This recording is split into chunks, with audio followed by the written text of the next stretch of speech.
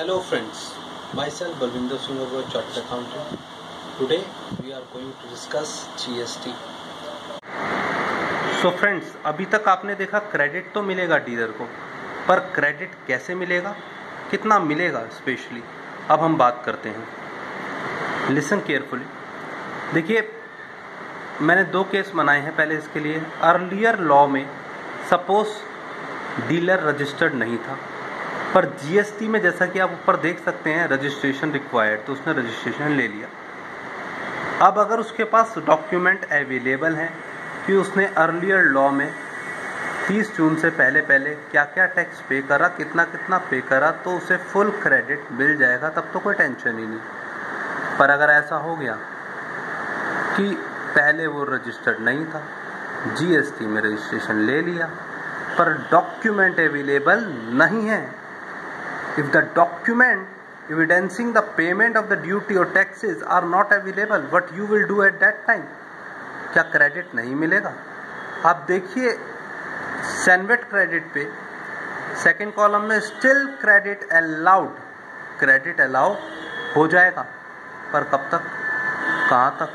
Up to 40%, 60% of the CGST, but this benefit must be transferred to customer by reducing the basic price.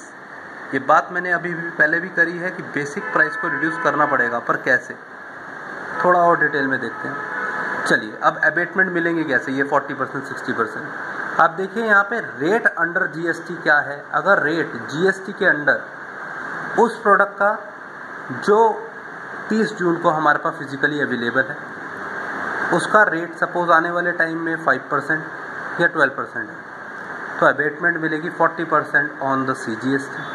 अगर rate 18 या 28% है तो abetment मिलेगी 60% on CGST। But देखिए, abetment मिलेगी, इसका मतलब पूरा क्रेडिट नहीं मिल रहा, पर ऐसा नहीं है। मैन्युफैक्चरर चाहे तो CTD एक डॉक्यूमेंट होता है, उसके ज़रिए सारा का सारा क्रेडिट डीलर को अवेलेबल करवा सकता है। क्योंकि यहाँ प्रॉब्लम ये है कि डीलर के पास डॉक्यूमेंट नहीं है कि उसने एक्साइज ड्यूटी पे करी है, बट स्टिल उसको क्रेडिट मिल जाएगा। हम इसलिए बात कर रहे हैं ये सारी। But through the credit transfer document even 100% credit can be transfer by manufacturer to dealer, but there are subject to certain sort of conditions. Credit transfer document के जरिए मैन्युफैक्चरर चाहे तो डीलर को 100% क्रेडिट अवेल करा सकता है, पर कैसे? कुछ कंडीशन है, जैसे जो बेसिक प्राइस होना चाहिए जिसमें डीलर डील कर रहा है वो 25,000 से ऊपर होना चाहिए। वो गुड्स ब्रांडेड गुड्स होने चाहिए, और स्पेशली उनके ऊपर प्रोडक्ट कोड मेंशन होना चाहिए। जैसे आप देखते हैं बार कोड नंबर है, ऐसे ही एक प्रोडक्ट कोड मेंशन होना चाहिए उनके ऊपर, तभी डीलर को 100% क्रेडिट दिया जाएगा। अब मैं एग्जांपल दे रहा हूँ आपको कि हम बेसिक प्राइस कैसे कंप्यूट करेंगे। देखिए आप एग्जाम्पल नीचे, सपोज हमारी जो क्वांटिटी है वो है 100 और जो प्राइस है वो है 10, तो अमाउंट रुपीस हो गया total 1000, 100 into 10। CGST 14%, SGST 14%, because total rate was 28% in the GST। अगर 28% रेट है, 14 CGST और 14 SGST।